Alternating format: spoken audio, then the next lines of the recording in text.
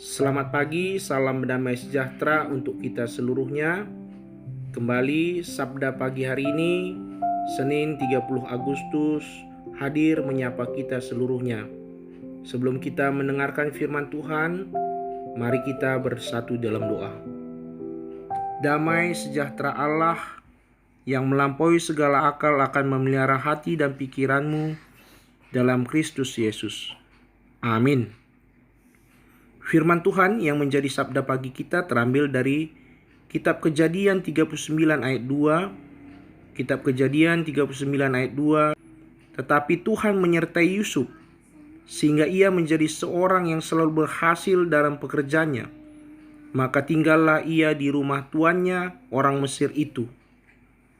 Saudara-saudari yang terkasih dalam Yesus Kristus, ketika kehidupan berlangsung mulus, tidak ada masalah, banyak orang merasa sukses dan bahagia. Lebih gampang baginya mengakui bahwa Tuhan memberkati hidupnya. Sebaliknya, ketika kehidupan berkelok tidak seperti yang diharapkan, masalah muncul silih berganti, banyak orang gampang gusar dan kehilangan damai sejahtera. Apakah Anda juga berpikir demikian? Kisah Yusuf menolong kita mendapatkan perspektif lain tentang penyertaan Tuhan. Ketika Yusuf menerima jubah maha indah, penulis kitab Kejadian tidak berkomentar bahwa Tuhan menunjukkan kemurahannya kepada Yusuf. Ketika Yusuf mendapatkan mimpi-mimpi yang menggairahkan hatinya, penulis juga tidak menegaskan bahwa mimpi itu berasal dari Tuhan. Namun ketika Yusuf dikhianati saudara-saudaranya, terpisah dari ayah yang sangat menyayanginya, menjadi budak bagi orang asing di negeri yang jauh, penulis secara khusus membubuhkan tetapi Tuhan menyertai Yusuf, dikatakan di ayat 2. Kemudian ketika Yusuf dipitnah oleh nyonya Potifar, dan Potifar tidak membelanya, namun malah murka yang melemparkan Yusuf ke penjara. Kembali penulis secara khusus menambahkan catatan, Tuhan menyertai Yusuf. Kali ini sebanyak 2 kali. Dari kitab Kejadian 39 ayat 21 dan 23. Allah kita itu Immanuel. Dia senantiasa menyertai kita. Dia tidak pernah meninggalkan kita.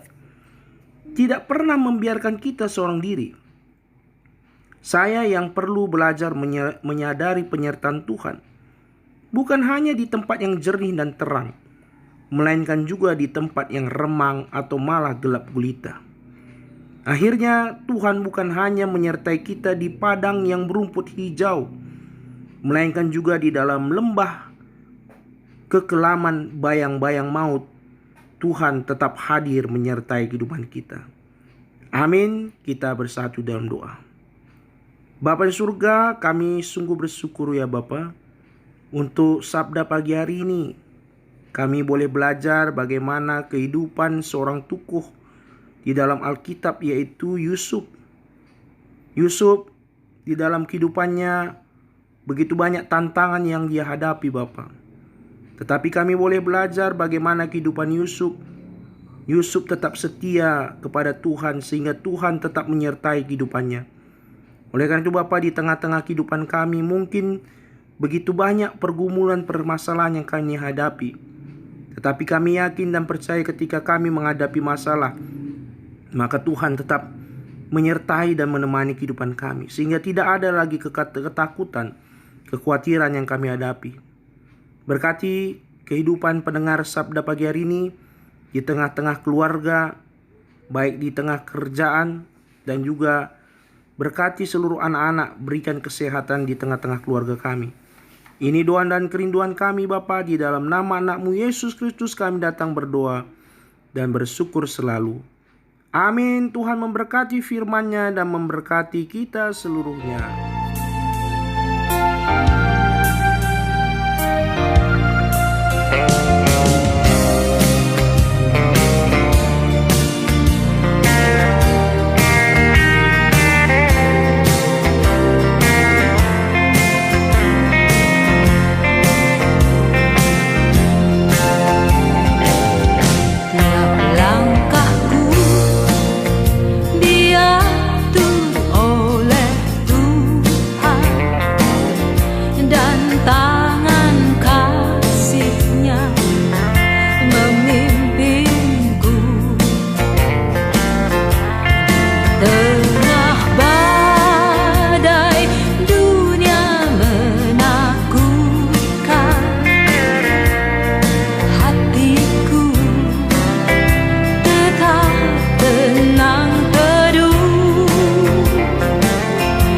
setiap langkahku.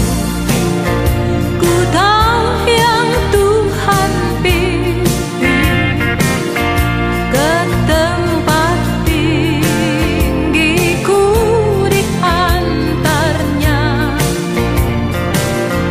hingga sekali nanti aku tiba di rumah Bapa surga yang bakal.